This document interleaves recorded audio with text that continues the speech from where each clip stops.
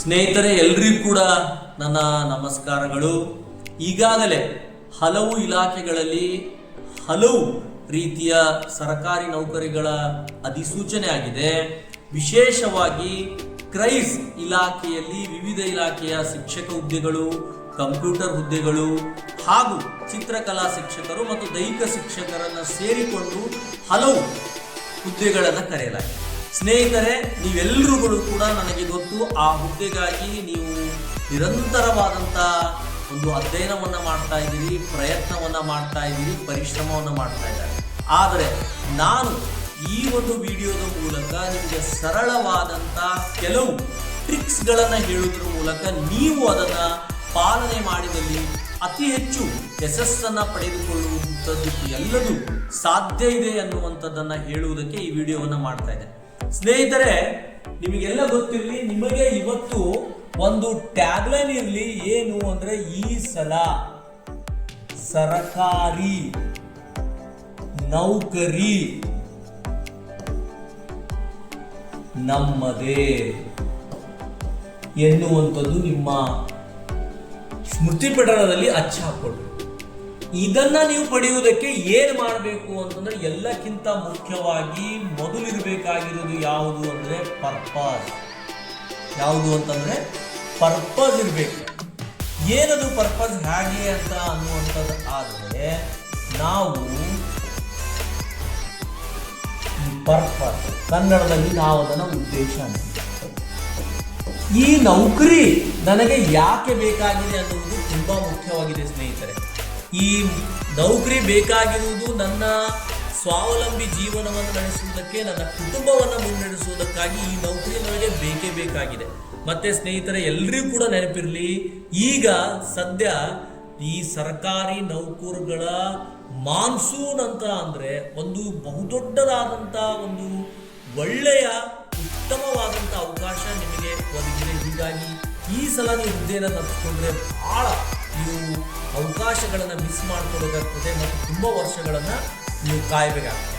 So ಈ ಹಿನ್ನೆಲೆಯಲ್ಲಿ ಸ್ನೇಹಿತರೆ, ನಿಮ್ಮ ಉದ್ದೇಶ ಏನು ಅನ್ನುವಂಥದ್ದನ್ನು ಈಗಾಗಲೇ ಹೇಳಿದ್ದೀನಿ. ಬಹುಶಃ ಇದೇ ಉದ್ದೇಶ ಇದೆ. ಹಾಗಾದರೆ ಈ ಉದ್ದೇಶವನ್ನು ಈಡೇರಬೇಕು ಅಂತಾದರೆ ಫಸ್ಟ್ ಏನು ಮಾಡಿ ಅಂತಂದರೆ, you need a good plan. So ಏನು ಪ್ಲ್ಯಾನನ್ನು ಏನು ಬಯಸ್ತದೆ ಅನ್ನುವಂಥದ್ದಾದರೆ, ಈ ಪ್ಲ್ಯಾನ್ ಯಾವುದು, ಹೇಗಿರಬೇಕು ಅಂತ.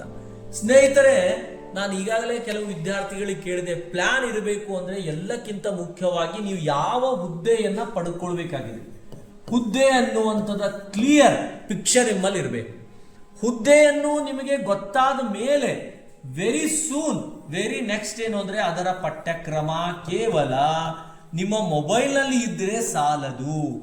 ಈ ಪಠ್ಯಕ್ರಮವನ್ನ ನಿಮ್ಮ ಸ್ವಬರಹದಲ್ಲಿ ಅದನ್ನ, ಆ ಪಠ್ಯಕ್ರಮವನ್ನ ವಿಷಯಾನುಸಾರವಾಗಿ ಎ ಅಂತ, ಬಿ ಅಂತ, ಸಿ ಅಂತ, ಡಿ ಅಂತ, ಇ ಅಂತ ಹೀಗೆ ಒಂದೊಂದಾಗಿ ನೀವು ಬರೆದುಕೊಳ್ಳಬೇಕಾಗ್ತದೆ. ಈ ಪಠ್ಯಕ್ರಮ ನಿರ್ದಿಷ್ಟ ಪತ್ರಿಕೆ 1ರಲ್ಲಿ ಏನಿದೆ, ಅದೇ ರೀತಿಯಾಗಿ ನಿರ್ದಿಷ್ಟ ಪತ್ರಿಕೆ 2ರಲ್ಲಿ ಏನಿದೆ. ಕ್ರೈಸ್ಗಾಗಿ 2 ಪತ್ರಿಕೆಗಳಿರುವುದು, ಒಂದು ನಿರ್ದಿಷ್ಟ ಪತ್ರಿಕೆ, ಹೆಚ್ಚು ಕಡಿಮೆ ಅದು ಸಾಮಾನ್ಯ ಅಧ್ಯಯನ ಅನ್ನುವುದಕ್ಕೆ ವಿವಿಧ ವಿಷಯಗಳು ಇವೆ. ಅದು ನಿಮಗೆಲ್ಲರೂ ಗೊತ್ತಿರುವಂಥದ್ದು. ಇನ್ನು ನಿರ್ದಿಷ್ಟ ಪತ್ರಿಕೆ 2ರಲ್ಲಿ ಏನಿದೆ ಅಂದರೆ, ನಿಮ್ಮ ವಿಷಯವಾರು. ನೀವು ಸಮಾಜ ವಿಜ್ಞಾನದ ಶಿಕ್ಷಕರಾಗಿದ್ದರೆ ಸಮಾಜ ವಿಜ್ಞಾನಕ್ಕೆ ಸಂಬಂಧಪಟ್ಟಿದೆ, ಇಂಗ್ಲಿಷ್ ಇದ್ರೆ ಇಂಗ್ಲಿಷ್, ಕನ್ನಡ ಇದ್ರೆ ಕನ್ನಡ, ಗಣಿತ ಇದ್ರೆ ಗಣಿತ, ಮತ್ತು ಅದರ ಜೊತೆಗೆ ವಿಜ್ಞಾನವಿದ್ರೆ ವಿಜ್ಞಾನ, ದೈಹಿಕ ಶಿಕ್ಷಣ ಇದ್ರೆ ದೈಹಿಕ ಶಿಕ್ಷಣ ಇದೆ. ಸೊ ಹೀಗಾಗಿ ಪ್ಲಾನ್ ಅನ್ನೋದರಲ್ಲಿ ಮೊದಲು ಹುದ್ದೆ ಕ್ಲಿಯರ್ ಆಗಿರಬೇಕು, ಆಮೇಲೆ ಪಠ್ಯಕ್ರಮ ಆಗಿರ್ಬೇಕು.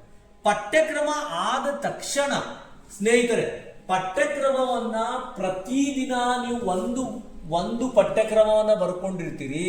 ಫಾರ್ ಎಕ್ಸಾಂಪಲ್, ನಾವು ಜನರಲ್ ಸಾಮಾನ್ಯ ಅಧ್ಯಯನದಲ್ಲಿ ನಾವು ಪ್ರಚಲಿತ ಘಟನೆಗಳು ಅಂತ ನೀವು ಬರ್ಕೊಂಡಿದ್ದೆ ಆದರೆ ಡೆಫಿನೆಟ್ಲಿ ಈಸ್ ಇದೆ ಸಿಲೆಬಸ್ಗೆ. ಸೊ ಇದಕ್ಕೆ ಸಂಬಂಧಪಟ್ಟಂತೇನೆ ಹಲವಾರು ನಿಮ್ಮ ಸೋಷಿಯಲ್ ಮೀಡಿಯಾದಲ್ಲಿ ಅಥವಾ ನಿಮ್ಮಲ್ಲಿರೋ ಪುಸ್ತಕಗಳಲ್ಲಿ ಈ ಮಾಹಿತಿ ಪ್ರಚಲಿತ ಘಟನೆ ಇದೆ. ಅದನ್ನ ಒಂದು ದಿನಕ್ಕೆ ಸುಮಾರು 5ರಿಂದ 6 ಗಂಟೆಯವರೆಗೆ ಪ್ರಚಲಿತ ಘಟನೆಗಳ ಬಗ್ಗೆ ಓದಿಕೊಳ್ಳುವುದಷ್ಟೇ ಅಲ್ಲ, ಅದರ ಜೊತೆಗೆ ಬರೆದುಕೊಳ್ಳುವ ಕೆಲಸವನ್ನ ಮಾಡಬೇಕು. ಅದರ ಜೊತೆಗೆ ಆ ದಿನನೇ ಪ್ರಚಲಿತ ಘಟನೆಗಳಿಗೆ ಸಂಬಂಧಪಟ್ಟಂತ ಇತ್ತೀಚಿನ ಸ್ಪರ್ಧಾತ್ಮಕ ಪರೀಕ್ಷೆಯಲ್ಲಿ ಯಾವ ರೀತಿಯ ಪ್ರಶ್ನೆಗಳು ಬಂದಿವೆ ಅನ್ನುವುದನ್ನು ಕೂಡ ತಾವು ಕಡ್ಡಾಯವಾಗಿ ನೋಡಿಕೊಳ್ಳಬೇಕು ಮತ್ತು ಅದನ್ನ ಆಳವಾದ ರೀತಿಯಲ್ಲಿ ಅಧ್ಯಯನವನ್ನ ಮಾಡಬೇಕು. ಇದು ಮೊದಲನೇ ಹಂತ. ಅಂದ್ರೆ ಹುದ್ದೆ ಕ್ಲಿಯರ್ ಆಯ್ತು, ಪಠ್ಯಕ್ರಮ ಕ್ಲಿಯರ್ ಆಯ್ತು. ಆದ ನಂತರ ಏನು ಅಂತಂದ್ರೆ ಪ್ರತಿದಿನ ನಿಮ್ಮ ಮೊದಲನೇ ದಿನದಿಂದ ಹಿಡಿದು ಒಂದು ಈ ಪ್ಲಾನ್ ಅಲ್ಲಿ ನಿಮಗೆ ವೇಳಾಪಟ್ಟಿಯನ್ನ ನೀವು ನಿಗದಿಪಡಿಸಬೇಕು. ಇದು ಹೇಗಿರುತ್ತೆ ಸರ್ ಅಂತ ಯಾರು ಕೇಳೋ ಅವಶ್ಯಕತೆ ಇಲ್ಲ. ನಿಮ್ಮ ದೈನಂದಿನ ಜೀವನಕ್ಕೆ ಸಂಬಂಧಪಟ್ಟಂತೆ ಅದನ್ನು ಲೀಡ್ ಮಾಡ್ತಾ ಇದ್ರಿ, ಅದು ಹೇಗೆ ಅನ್ನುವಂಥದ್ದು ಅದು ನಿಮಗೆ ಗೊತ್ತಿರ್ತದೆ. ಹೀಗಾಗಿ ನೀವು ನಾನು ಬೆಳಿಗ್ಗೆ ಓದ್ಬೇಕೇನು ಸರ್, ರಾತ್ರಿ ಓದ್ಬೇಕೇನು ಸರ್, ಮಧ್ಯಾಹ್ನ ಓದಬೇಕು ಅನ್ನುವ ಕನ್ಫ್ಯೂಷನ್ಸ್ಗಳು ನಿಮಗೆ ದಯವಿಟ್ಟು ಬೇಡ. ನಿಮಗೆ ಅನುಕೂಲಕವಾದಂಥ ರೀತಿಯಲ್ಲಿ ಓದಿರುವುದನ್ನ ನೀವು ಸರಿಯಾಗಿ ಅರ್ಥ ಮಾಡಿಕೊಳ್ಳೋ ರೀತಿಯಲ್ಲಿ ಓದಬೇಕು. ಇನ್ನೊಂದು ಸ್ನೇಹಿತರೆ, ಬಹುಮುಖ್ಯವಾದ ಆ ವಿಷಯ, ನಿಮಗೆ ಅಧ್ಯಯನ ಮಾಡುವ ಸಂದರ್ಭದಲ್ಲಿ ಬಹಳ ವಿದ್ಯಾರ್ಥಿಗಳು ಏನು ಸರ್ ಇದು ನನಗೆ ನೆನಪು ಹೋಗ್ತಾ ಇದೆ, ಇದು ಎಷ್ಟೋದ್ರೂ ನಮಗೆ ತಿಳಿತಾ ಇಲ್ಲ. ಸೊ ಈ ನಿಮ್ಮ ಹಂತದಲ್ಲಿ ನಿಮಗೆ ಈ ಕೊದ್ರೆ ಬೇಡ. ಓದ್ತಾ ಇರಿ, ಒಂದ್ಸಲ ಓದಿ, 2 ಸಲ ಓದಿ, 3 ಸಲ ಓದ್ರಿ, 4 ಸಲ ಓದಿ. ಅದು ನಿಮಗೆ ಈಗಿನ ತಕ್ಷಣಕ್ಕೆ ನೆನಪಿರ್ಬೇಕಂತಿಲ್ಲ. ಪರೀಕ್ಷೆಯಲ್ಲಿ ಅದಕ್ಕೆ ಸಂಬಂಧಪಟ್ಟಂತ ಪ್ರಶ್ನೆ ಬಂದರೆ ಖಂಡಿತವಾಗ್ಲೂ ನಿಮಗೆ ಅದು ನೆನಪಿಗೆ ಬರ್ತದೆ. ಸೊ ಸ್ನೇಹಿತರೆ, ಪ್ಲಾನ್ ಅನ್ನುವಂಥ ಯೋಜನೆ ಅನ್ನುವಂಥ ವಿಷಯದಲ್ಲಿ ನಿಮಗೆ ಹುದ್ದೆ ಗೊತ್ತಿರಬೇಕು, ಪಠ್ಯಕ್ರಮ ಗೊತ್ತಿರಬೇಕು ಮತ್ತು ವೇಳಾಪಟ್ಟಿಯ ಒಂದು ಅಧ್ಯಯನವನ್ನ ಮಾಡೋದ್ರ ಮೂಲಕ ದಿನನಿತ್ಯ ಅದನ್ನ ನಿರಂತರವಾಗಿ ನೀವು ಫಾಲೋ ಮಾಡಬೇಕು. ನಿರಂತರವಾದಂಥ ಪರಿಶ್ರಮ ನಿಮ್ಮದಾಗಿರಬೇಕು. ಮಾಡದೆ ಬಿಟ್ಟೆ ಅಂತಂದ್ರೆ ನಡೆಯುವಂಥದ್ದಿಲ್ಲ. ಸೊ ಹೀಗಾಗಿ ನಿಮ್ಮ ನಿರಂತರ ಅಧ್ಯಯನ ಮತ್ತು ಪರಿಶ್ರಮ ಇರಬೇಕು.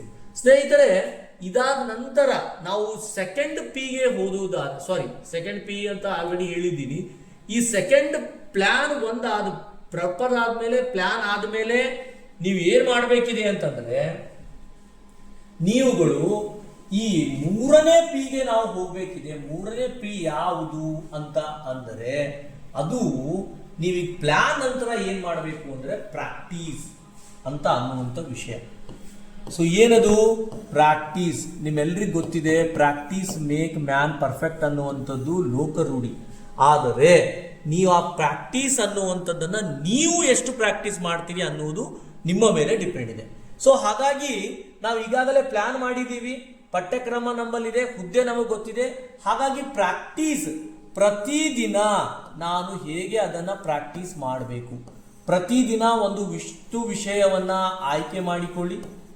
ಆ ವಿಷಯದ ಆಯ್ಕೆಗೆ ಸಂಬಂಧಪಟ್ಟಂತೆ ಎಷ್ಟು ಘಟಕಗಳು ಅಲ್ಲಿ ಇವೆ ಅನ್ನುವುದು ಆಲ್ರೆಡಿ ಸಿಲೆಬಸ್ ಅಲ್ಲಿದೆ. ಅದನ್ನು ನೋಡ್ಕೊಳ್ಳಿ.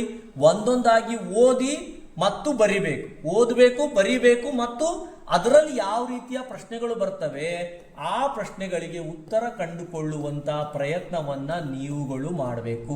ಫಾರ್ ಎಕ್ಸಾಂಪಲ್ ನಿಮಗೆ ಹೇಳಬೇಕು ಅಂದ್ರೆ ಸ್ನೇಹಿತರೆ, ನೀವೇನಾದರೂ ಏನಂತ 1857ರ ದಂಗೆಯ ಕುರಿತು ನೀವು ಓದಬೇಕು ಅಂದ್ರೆ, ಈಗ ಹಳೆಯ ಮೆಥಡ್ ಪ್ರಕಾರ 1857 ದಂಗೆ ಯಾರ ಮಧ್ಯೆ ನಡೀತು ಇಷ್ಟಕ್ಕೆ ಅದು ಸಾಕಾಗುವುದಿಲ್ಲ. ಈ 1857ರ ದಂಗೆಯ ಕುರಿತು 3 ಮುಖ್ಯವಾದ ವಿಷಯಗಳು ಇವೆ. ಯಾವುದೇ ಒಂದು ಘಟನೆ ನಡಬೇಕಾದ್ರೆ ಡೆಫಿನೆಟ್ಲಿ ಕಾರಣಗಳಿರ್ತವೆ. ಕಾರಣಗಳು ಆದ ನಂತರ ಆ ಘಟನೆ ಗತಿಸ್ತದೆ, ಗತಿಸಿದ ಮೇಲೆ ಪರಿಣಾಮಗಳು ಆಗ್ತವೆ. ಸೊ ಹೀಗಾಗಿ ಈ 3 ಮುಖ್ಯವಾದ ಪಾಯಿಂಟ್ಗಳು ನಿಮಗೆ ಗೊತ್ತಿರಬೇಕು. ಈ 1857 ದಂಗೆ ಕಾರಣಗಳೇನು, ಆ ಕಾರಣ ಆದ ನಂತರ ಘಟನೆ ಯಾವ ತರ ಗೆದ್ದವ್ರು ಯಾರು, ಸೋತವ್ರು ಯಾರು ಅನ್ನೋದಕ್ಕಿಂತ ಯಾವ್ಯಾವ ರೀತಿ ಯಾವ್ಯಾವ ರಾಜ್ಯಗಳು ವ್ಯಾಪಿಸ್ತು, ಯಾರೊಂದಿಗೆ ವ್ಯಾಪಿಸ್ತು ಅನ್ನುವಂಥದ್ದು, ಅದಾದ ನಂತರ ಅದರಿಂದ ಆದಂಥ ಪರಿಣಾಮಗಳು, ಈ 3 ಮುಖ್ಯವಾದ ವಿಷಯಗಳು ಹೋಗ್ಬೇಕು. ಸೊ ಈ ಘಟನೆಗೆ ಸಂಬಂಧಪಟ್ಟಂತೆ ಈ ರೀತಿ ಆದರೆ ಪ್ರತಿಯೊಂದು ವಿಷಯಕ್ಕೆ ಸಂಬಂಧಪಟ್ಟಂತೆ ಒಂದೊಂದು ರೀತಿ ಇರ್ತವೆ. ಫಾರ್ ಎಕ್ಸಾಂಪಲ್, ನಾವು ಸಿಂಧೂ ನಾಗರಿಕತೆಯ ಬಗ್ಗೆ ನೋಡ್ಬೇಕಾದ್ರೆ, ಸಿಂಧೂ ನಾಗರಿಕತೆಯ ಬಗ್ಗೆ ಈ ಹಿಂದೆ ಏನಾಗಿತ್ತು, ಮೊಟ್ಟ ಮೊದಲನೆಯ ಬಾರಿಗೆ ಇಲ್ಲಿಸ್ಟ್ರೇಟೆಡ್ ಅನ್ನುವಂತ ಒಂದು ಪತ್ರಿಕೆಯಲ್ಲಿ ಅದರ ಬಗ್ಗೆ ಮಾಹಿತಿ ಬಂದಿರುವಂಥದ್ದು. ಇದು ಯಾರು ಹೊಡೆಸಿದ್ರು, ಯಾವ ದೇಶದಲ್ಲಿ ಹೊಡೆಸಿದ್ರು, ಹೇಗೆ ಹೊಡೆಸಿದ್ರು ಅನ್ನುವಂಥದ್ದು ವಿಷಯ ನಿಮಗೆ ಗೊತ್ತಿರಬೇಕು. ಸೊ ಈ ರೀತಿಯಾಗಿ ಪ್ರತಿಯೊಂದು ವಿಷಯವನ್ನ ನೀವು ಓದಬೇಕಾಗಿದೆ. ಸೊ ಸ್ನೇಹಿತರೆ, ಈ ರೀತಿಯಾಗಿ ನಿಮ್ಮ ಸರಿಯಾದ preparation, good preparation definitely you get the job without fail. Definitely it is possible ಇದೆ. ಸೊ ಸ್ನೇಹಿತರೆ, ಇದಾದ ನಂತರ ಏನು ಅಂತಂದರೆ, ನಿಮ್ಮ ಪ್ರಿಪ್ರೇಷನ್ ಆದ ಮೇಲೆ, ಸರಿಯಾದ ಪ್ರಿಪರೇಷನ್ ಆದ ಮೇಲೆ ನಿಮಗೆ ನೀವು ಸರಿಯಾದ ರೀತಿಯಲ್ಲಿ ಪ್ರಾಕ್ಟೀಸ್ ಕೂಡ ಆಗಬೇಕು. ಈ ಪ್ರಾಕ್ಟೀಸ್ ಕೂಡ ಇಂಪಾರ್ಟೆಂಟ್. ಅಂದರೆ ಓದ್ನ ಬಿಟ್ನ ಅನ್ನುವಂಥದ್ದಿಲ್ಲ. ಈಗಾಗಲೇ ಹಲವು ಮಾದರಿ ಪತ್ರಿಕೆಗಳು, ಹಲವು ಸ್ಪರ್ಧಾತ್ಮಕ ತರಬೇತಿ ಕೇಂದ್ರದವರು ಮಾದರಿ ಪತ್ರಿಕೆಗಳನ್ನು ಬಿಡ್ತಾ ಇದ್ದಾರೆ. ಆ ಮಾದರಿ ಪತ್ರಿಕೆಗಳನ್ನು ಬಿಡಿಸುವುದು ಮತ್ತು ಎಲ್ಲಕ್ಕಿಂತ ಮೋಸ್ಟ್ ಇಂಪಾರ್ಟೆಂಟ್ ಏನು ಅಂದರೆ, KEEನವರು ಹಲವಾರು ಪರೀಕ್ಷೆಗಳನ್ನು ನಡೆಸಿದ್ದಾರೆ. ಆ ಪ್ರಶ್ನೆ ಪತ್ರಿಕೆಗಳು ಮೋಸ್ಟ್ಲಿ ನನ್ನ ಗ್ರೂಪ್ನಲ್ಲೂ ಇವೆ ಮತ್ತು ನಿಮಗೆ ಆ ಪ್ರಶ್ನೆ ಪತ್ರಿಕೆಗಳು ಈಸಿಯಾಗಿ ಅವೈಲೇಬಲ್ ಇವೆ. ಸೊ ಈ ಪ್ರಶ್ನೆ ಪತ್ರಿಕೆಗಳನ್ನು ಪ್ರತಿದಿನ ಪ್ರಶ್ನೆ ಪತ್ರಿಕೆಗಳನ್ನು ಬಿಡಿಸುವ ಅಭ್ಯಾಸವನ್ನು ನೀವು ಮಾಡಿಕೊಳ್ಳ್ರಿ. ಅದನ್ನು ನೀವು ಆನ್ಲೈನಲ್ಲಿ ಮಾಡ್ತೀರೋ ಅಥವಾ ಪ್ರಿಂಟನ್ನು ತೆಗೆದುಕೊಂಡು ಮಾಡ್ತಿರೋ ಅದು ನಿಮ್ಮ ಮೇಲೆ ಬಿಟ್ಟ ವಿಷಯ. ಬಟ್ ಪ್ರಶ್ನೆ ಪತ್ರಿಕೆಗಳು, ಈ ಮಾದರಿ ಪತ್ರಿಕೆಗಳನ್ನು ಆಯ್ಕೆ ಮಾಡಿಕೊಳ್ಳಿ, ಪ್ರಶ್ನೆ ಪತ್ರಿಕೆಗಳನ್ನು ಬಿಡಿಸ್ಕೊಳ್ರಿ.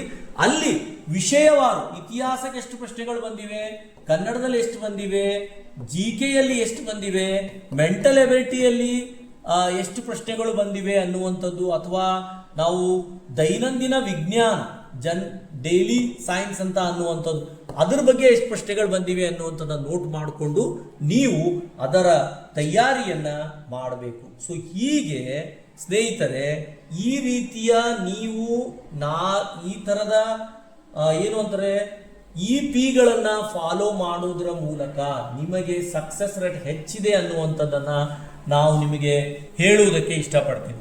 ಸೊ ಸ್ನೇಹಿತರೆ, ಹೀಗಾಗಿ ನಾನು ಇವತ್ತು ನಿಮಗೆ ಈ ವಿಡಿಯೋದಲ್ಲಿ ಈ 4 ಪಿಗಳನ್ನು, ಮೊದಲನೇದಾಗಿ ಯಾವುದಿದೆ ಹೇಳಿ, ಪರ್ಪಸ್. ಹೌದಾ? ನಿಮ್ಮ ಉದ್ದೇಶ. ಪರ್ಪರ್ ಆದ ತಕ್ಷಣ ಏನು ಮಾಡಬೇಕು, ನೀವು ಒಂದು ಗುಡ್ ಪ್ಲ್ಯಾನ್ ಅನ್ನು ಮಾಡಬೇಕು. ಪ್ಲ್ಯಾನ್ ಆದ ಮೇಲೆ ನೀವು ಪ್ರಿಪೇರ್ ಆಗಬೇಕು. ಪ್ರಿಪೇರ್ ಅಂದ್ರೆ ಏನು? ಸಿದ್ಧತೆ. ಸಿದ್ಧ ಇದ್ದವನು ಏನು ಬೇಕಾದರೂ ಗುದ್ದಬಹುದು, ಗುದ್ದದವನು ಬುದ್ಧನೂ ಆಗಬಹುದು ಅನ್ನುವಂಥದ್ದು ನಿಮ್ಮ ನೆನಪಿಗೆ ಇರಬೇಕು. ಪ್ರಿಪೇರ್ ಆದ ತಕ್ಷಣ ಪ್ರಾಕ್ಟೀಸ್ ನೀವು ಮಾಡಬೇಕು. ದೆನ್ ಇಷ್ಟೆಲ್ಲ 4 ಆದಮೇಲೆ ಏನಾಗ್ತದೆ ಅಂತಂದ್ರೆ, one day you will be a perfect ಆತ, ಪರಿಪೂರ್ಣ ಆಗೋ ಸಾಧ್ಯತೆ ಇದೆ. It is perfect for your competitive exam. So ಅವಾಗ ಸಕ್ಸಸ್ ನಿಮಗೆ ಕಟ್ಟಿಟ್ಟ ಬುತ್ತಿ ಸ್ನೇಹಿತರೆ. ಸೊ ನಿಮ್ಮೆಲ್ಲರಿಗೂ ಕೂಡ ಯಶಸ್ಸು ಸಿಗಲಿ ಅನ್ನುವಂಥ ಹಾರೈಕೆಯೊಂದಿಗೆ ಈ ವಿಷಯ ನಿಮಗೆ ಅನುಕೂಲವಾಗಿದೆ ಅಂತ ಭಾವಿಸ್ತಾ ಈ ವಿಡಿಯೋವನ್ನು ಇಲ್ಲಿಗೆ ಮುಗಿಸ್ತಾ ಇದ್ದೀನಿ. ದಯವಿಟ್ಟು ಎಲ್ಲರೂ ಈ ವಿಡಿಯೋವನ್ನು ಶೇರ್ ಮಾಡಿ, ಲೈಕ್ ಮಾಡಿ, ಕಮೆಂಟ್ ಮಾಡಿ, ನಿಮ್ಮ ಅಭಿಪ್ರಾಯಗಳನ್ನು ತಿಳಿಸೋದ್ರ ಜೊತೆಗೆ ಬಹುಮುಖ್ಯವಾಗಿ ಶೇರ್ ಮಾಡಿ ಅಂತ ಹೇಳ್ತಾ ಇಲ್ಲಿಗೆ ಮುಗಿಸ್ತಾ ಇದ್ದೇನೆ. ಎಲ್ಲರಿಗೂ ಧನ್ಯವಾದಗಳು. ನಮಸ್ಕಾರ.